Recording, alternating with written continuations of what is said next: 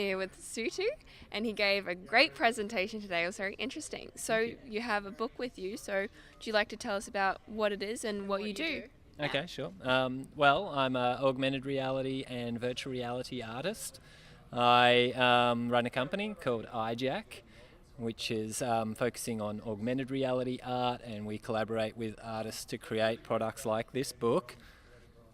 And when you hold your phone over the book using our iJack app, it comes to life with animation and sound design, which is something that I demonstrated in the presentation. Yeah. And I also do virtual reality art, and that's when you put the virtual reality headset on and you're holding kind of like game controllers, and you can literally like paint in 3D space, and then you pull the trigger and you paint a brush stroke, and then you can walk around your brush stroke and start painting it from the side or whatever, Yeah. and access different kinds of brushes to achieve different types of aesthetics. And I've been doing that for a year now, and I've created paintings for Google and paintings for Marvel, and it's been super exciting for me to have that kind of opportunity. And recently I just finished like a full story that's made up of my virtual reality paintings, and I've finished a few just in the last few months, but one is called Inside Menace, which people can check out on the SBS VR app. So it was created with SBS, and it's about the Menace Detention Centre, and it's a VR documentary, and it's super important. So I highly urge everyone to check that one out. And I just submitted, I was very lucky to be a part of the Sundance Institute's fellowship program this year, and they've supported my most recent project, which is called Mind at War. And that's also virtual reality paintings that tell the story of a soldier that's come back from Iraq, a US war veteran. He's only 30 though, so he's very young, but he's suffering from post-traumatic stress disorder, and he tells his story, and I've painted his memories, and you kind of walk through his memories in virtual reality, and you hear his voice tell you the stories as you explore his memories. And so that's quite a surreal experience, but also very touching, because it's such a sensitive story, I guess.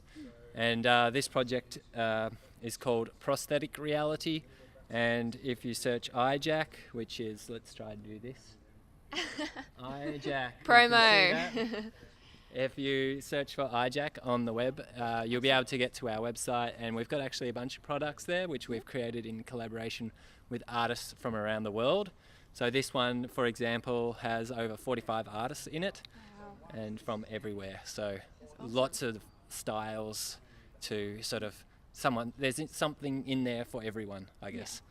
That's awesome. And you can check out the full interview that Sutu did on our Facebook page. And Talia had a question. How do you think this technology is going to affect life in the future, and how has it affected your life? For me personally, it's created a whole bunch of new opportunities for creating art. This is the first time in my life that I can step inside my digital art and walk around it in there, and that's opened up a whole new possibilities of how I see my art and how I can imagine new ways of storytelling. And I think that's like a huge thing for me, because I'm a digital storyteller. So now I'm constantly thinking like, well, I can be in my art and I can create it like that, but what happens if I put you in my art, and how do you then see my art? And then how do I make you think about, like, do I want you to see this part of my artwork, and how do I make you look at that part of the artwork when you can actually look everywhere? And so I'm starting to think about these new ways for directing people's attention in a 360 3D world. And then we can add interactivity, and you can pick up objects, or you can move things out of the way, or you can teleport your way through the environment. So there's all these new tools that we have access to, and so my brain is going kind of wild thinking about the possibilities of all that. And then that's just one little industry. That's the entertainment industry, that's telling stories. But as I said, like, I'm working to tell a post-traumatic stress disorder story, but I also know there's a professor in LA called Skip Rizzo, and they've actually simulated the memories of victims of post-traumatic stress to help those victims recover from their stress.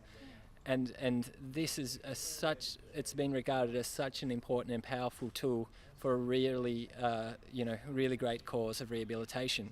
And then we heard earlier today someone was talking about how virtual reality simulation is helping for victims of like paraplegic people to look down and see their legs moving, and just that act of seeing their legs moving is causing like phenomena to stimulate their nervous system to actually reconnect and activate their spine again.